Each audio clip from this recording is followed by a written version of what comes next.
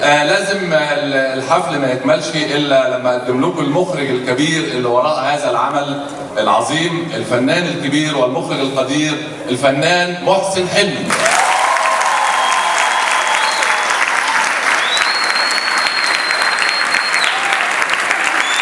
وطبعا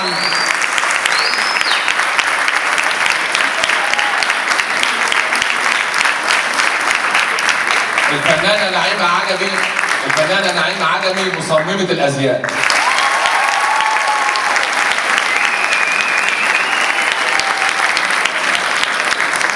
لازم المخرج الكبير يقول لنا كده. أنا طبعا سعيد بوجودكم جدا وسعيد بجامعة القاهرة، لأن أنا اتربيت في مسرح الجامعة، يعني ليه فضل كبير عليا الله سبحانه وتعالى هو مسرح الجامعة.